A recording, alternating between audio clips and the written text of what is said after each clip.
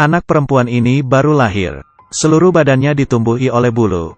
Ayah kandungnya menganggapnya seperti monster. Aku memintamu untuk membawanya pergi. Monster? Dokter memberi nama, Linda, untuk anak perempuan itu.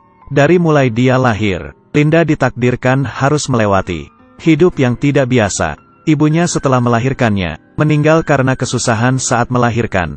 Ayahnya pertama kali melihat Linda, sama sekali tidak menutupi rasa jijiknya. Ayahnya, Linda, adalah kepala stasiun di tempatnya. Dia sangat peduli dengan pandangan orang luar. Jadinya dia mengurungi Linda di rumah, tidak memberikannya keluar dari rumah, dan memperkerjakan babysitter dari desa, hanya untuk menjaganya. Di bawah asuhan babysitter yang teliti, Linda tumbuh dewasa hari ke hari, tapi bulu di tubuhnya malah tidak punya tanda akan menghilang, dan malah makin lebat.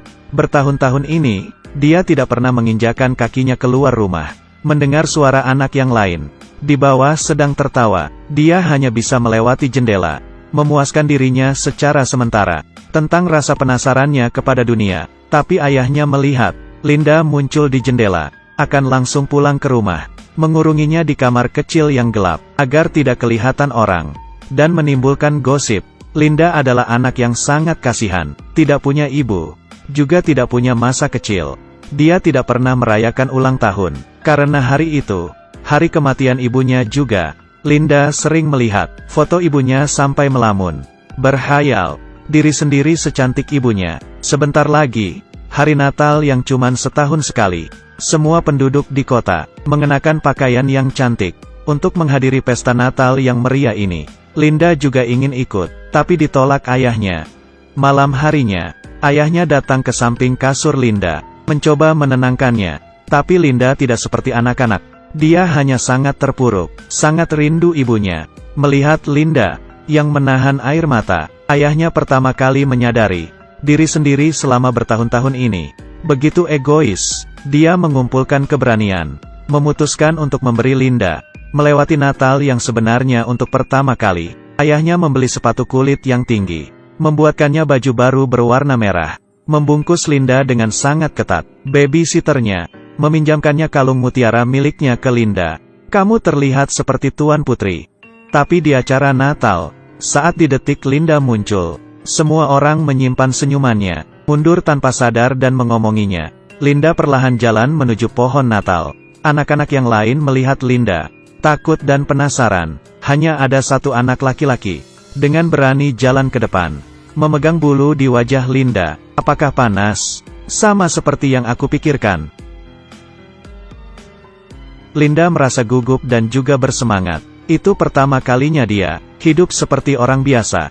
Tapi tidak begitu lama, pesulap yang sedang menyulap malah menggunakannya jadi bahan candaan, menertawainya, seperti memakai penutup kepala, membuat penonton lainnya tertawa terbahak-bahak. Linda sangat kecewa. Ayahnya dengan cepat membawa pergi, dan merasa memberikan Linda keluar adalah keputusan yang salah. Linda sekali lagi dikurung di rumah, bermain sendiri, belajar sendiri, hari demi hari, karena sudah lama tidak berinteraksi dengan orang. Karakter Linda berubah menjadi sangat emosional. Apa yang terjadi?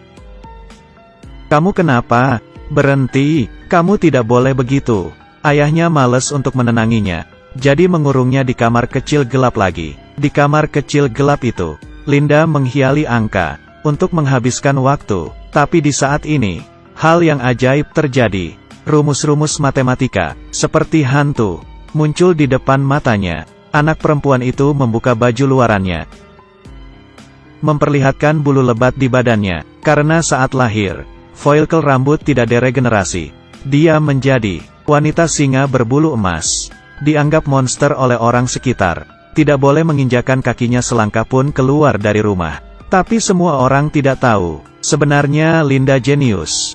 Dia sangat sensitif dengan angka, menggunakan selembar kertas tabel kode Morse. Linda dengan cepat menguasai teknik telegraf, sampai ayahnya pun terkejut. Tapi meskipun begitu, ayahnya tetap bersikeras mengurung Linda, tidak memberinya menerima pendidikan yang lebih banyak. Linda dari kecil tidak memiliki ibu. Di dunia ini babysitternya adalah orang yang paling menyayanginya.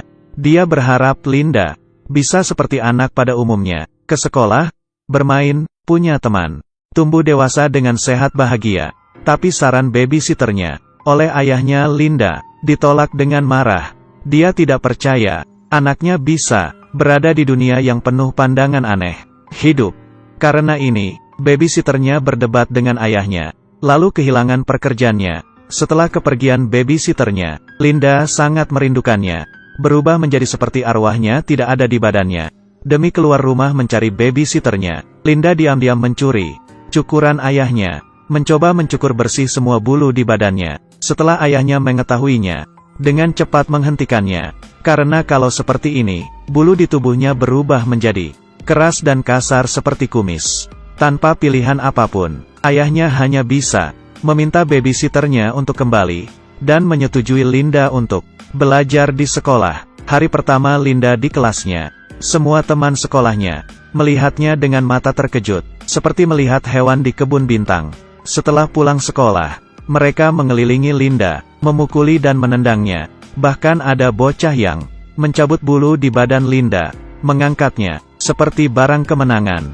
Setelah pulang rumah, ayahnya bertanya kepada Linda, "Bagaimana sekolah hari ini?" Linda berbohong berkata, "Semua berjalan lancar." Karena dia ingin lanjut sekolah, dalam hatinya paling ngerti, kebebasan ini dapatnya sangat susah. Jalan yang dipilih sendiri, biarpun terluka, juga harus dijalani. Karena sering diganggu oleh teman sekolahnya, Linda mulai bolos, sendiri membaca buku di pinggiran danau. Lalu sendirian tumbuh dewasa menjadi anak gadis. Hari ini di meja makan, ayahnya membawa berita baik. Di dalam negeri akan membuka seminar penyakit kulit. Di dalamnya berkumpul berbagai jenis para ahli, dokter ternama, yang mungkin bisa mengobati penyakit Linda. Linda dengan penuh harapan, bersama ayahnya memulai perjalanan. Di kereta api ayah dan anak tidak peduli pandangan dari orang sekitar. Bersama memakan malam, memikirkan tentang masa depan. Percaya dengan semuanya akan pelan-pelan membaik. Ayahnya mengantar Linda ke seminar. Dokter-dokter langsung maju ke depan, melihat Linda tanpa mengedipkan mata, sama sekali tidak peduli dengan perasaannya. Malamnya, Linda di koridor, bertemu dengan seorang pasien. Pria ini, badannya ditumbuhi sisik merah. Tampangnya sangat menakuti orang. Tapi bagi Linda, dia akhirnya menemukan sejenisnya. Pria itu mengundang Linda untuk duduk di kamarnya. Dia memberitahu Linda, dia bekerja di sirkus. Di dalamnya ada berbagai jenis orang yang aneh. Ada saudara kembar Siam, dan juga raksasa dan kurcaci. Pria ini mengundang Linda bergabung dengan mereka. Menceritakan pengalamannya, membuatnya melihat dengan jelas satu hal. Orang seperti kita, selamanya tidak akan diterima di dunia orang normal. Hanya di sirkus, Linda baru tidak dianggap monster.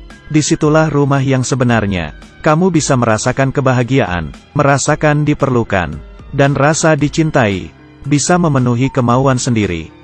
Linda merasa percaya tapi merasa tidak percaya juga. Tapi omongan pria itu tetap di hatinya, menanami biji. Berbaring di ranjang, Linda tidak bisa tidur. Ini adalah film yang sangat tidak populer. Ratingnya 7.1. Hanya 778 orang yang memberikan rating. Tapi ini adalah film yang sangat bagus. Menceritakan tentang seorang gadis yang menderita penyakit berbulu banyak. Dari didiskriminasi, bangkit pelan-pelan dari kontroversi, sampai akhirnya mengendalik takdirnya sendiri. Dia bernama Linda. Sekujur tubuh ditumbuhi bulu berwarna emas. Dia membuka bajunya dan berdiri di bawah lampu, menahan tatapan-tatapan dari dokter-dokter. Mereka mengatasnamakan penelitian, mengelilingi Linda, dan menggunakan gunting menggunting bulunya. Tidak ada sama sekali terhadap manusia. Rasa hormat yang paling dasar. Linda tidak ingin di sini lagi sedetik pun.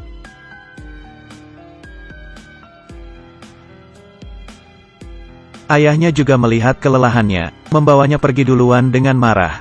Berpikir dokter bisa mengobatinya. Tidak disangka yang datang, malah kesakitan yang lebih dalam. Sesudah pulang ke rumah, perasaan yang Linda pendam bertahun-tahun, akhirnya meledak. Dia menginjak pecah foto ibunya, menangis, kecewa dengan dunia ini. Rumah sudah bocor ditambah hujan sepanjang malam. Ayahnya sebagai kepala stasiun, ditelusuri oleh atasan. Katanya ada dana publik hilang. Saat yang sama, kesehatan ayah juga bermasalah. membawa Linda tinggal di sanitarium. Di sini, Linda bertemu dengan wanita yang begitu cantik. Dia begitu berharap dirinya bisa seperti itu. Wanita itu juga sangat ramah pada Linda. Dia memberitahu Linda, dia pernah menjadikan kecantikan sebagai tujuan hidupnya. Tapi pada akhirnya hanyalah seperti bunga di kaca, bukan di air. Di depan waktu sangatlah tidak berharga. Jadi kamu tidak perlu sakit hati. Harus pandai mengamati. Titik awal mulaimu lebih spesial dan bebas dari orang lain. Berjanji padaku kamu akan dengan menggunakannya sebaik mungkin. Linda sedang memikirkan. Di sudut dalam hati, sedang diam-diam terbangun. Tapi dengan cepat, kenyataan memberinya pukulan sekali lagi.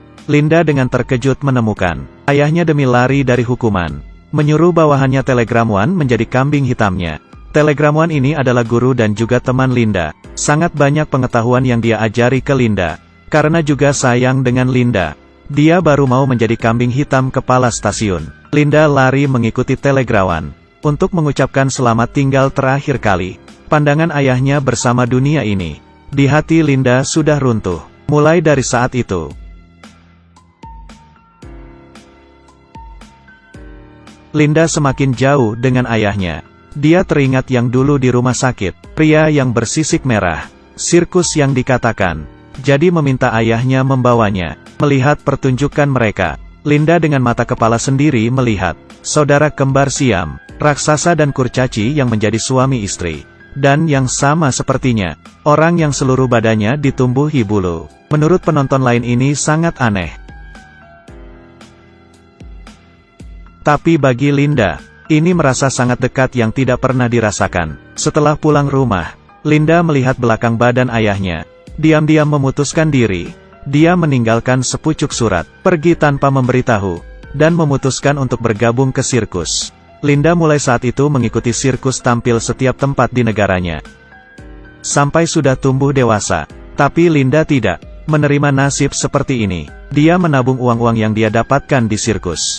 Di waktu senggang saat tampil, tidak berhenti belajar pengetahuan tentang matematika. Di dunia matematika, dia menemukan rumahnya yang sebenarnya. Sudah terkumpul uang dan pengetahuan yang cukup. Di suatu malam, Linda meninggalkan sirkus tanpa ragu. Gambar beralih. Sudah 5 tahun kemudian, Linda menjadi peneliti di salah satu universitas di Paris. Di papan tulis hitam menulis rumus matematika. Biarpun selama proses tidak ada penjelasan, tapi bisa dibayangkan, dia pasti melewati kesulitan yang tidak bisa dibayangkan lagi susahnya. Setelah itu Linda diangkat menjadi dosen membagi tentang hasil penelitiannya. Di aula paling tinggi, membagi tentang hasil penelitiannya. Kali ini, Linda dengan pengetahuannya sendiri, memenangi kehormatan semua orang yang ada di sana. Di saat perayaannya, Linda menerima kabar bahwa ayahnya telah meninggal. Jadi setelah bertahun-tahun, dia kembali lagi ke kampung halamannya. Linda berjalan di peron yang sangat dikenalinya. Meskipun seluruh badan tetap berbulu emas, tapi di saat itu dia kelihatan percaya diri dan elegan. Linda melihat babysitter yang mengasuhnya. Mereka berpelukan sambil menangis. Babysitter terkejut akan perubahan Linda.